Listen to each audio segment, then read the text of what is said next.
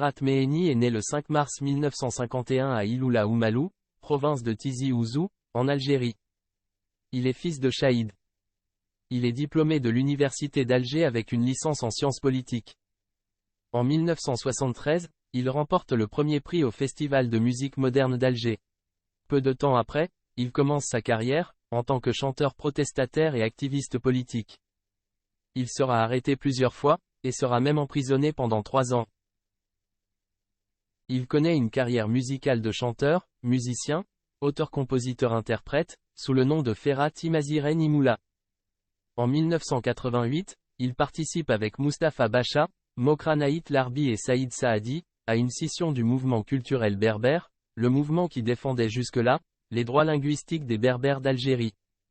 Cette scission donnera plus tard naissance à la formation du RCD, le Rassemblement pour la culture et la démocratie, en 1989.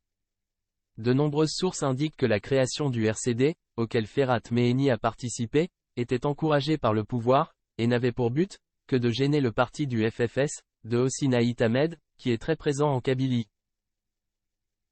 En 1994, il est le principal artisan du boycott scolaire déclenché par le MCB en Kabylie, qui aboutit, une année plus tard, à la mise sur pied par le pouvoir algérien, d'un haut commissariat à l'amazirité. Durant cette période, il sera reproché à Ferhat d'avoir envoyé ses enfants étudier en France, pendant qu'il poussait à la grève en Kabylie. Ferhat Meheni sera aussi l'un des passagers de l'Airbus d'Air France, détourné en décembre 1994, par des membres du GIA algérien. Même s'il a été épargné, il en sortira traumatisé, et publiera un livre. En 2001, il fonde le Mouvement pour l'autonomie de la Kabylie, MAK, un mouvement qui, si au départ, prônait une certaine autonomisation de la Kabylie dans l'Algérie, prône désormais aujourd'hui l'indépendance de cette région de l'Algérie, un pays qu'il considère comme une force coloniale. D'ailleurs, en 2010, Ferhat va jusqu'au bout de son idée d'indépendance, et crée un gouvernement provisoire kabyle, dont il devient évidemment le président. En 2004, son fils aîné, Ahmeziane sera assassiné à Paris. Ferhat accusera le pouvoir algérien de l'avoir tué. Cependant, l'enquête de la police française n'a pas permis d'étayer ces accusations. En 2012, il a fait l'objet d'une controverse après une visite en Israël. D'ailleurs, il n'hésite jamais à exprimer son soutien et sa solidarité avec Israël, en espérant s'attirer les faveurs des lobbies sionistes en Occident. De même, il est très proche du pouvoir marocain, malgré la répression que subissent les Berbères, de la région du Rif dans ce pays.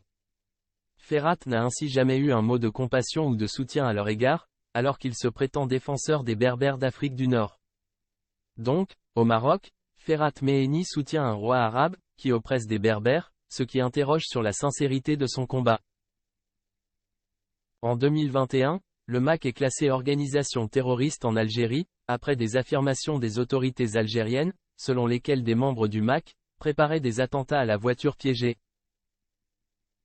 Sur un tout autre plan, en 2021, Meheni a été arrêté par les autorités françaises, et placé en garde à vue dans le cadre d'une enquête pour blanchiment organisé, en relation avec des paris sportifs.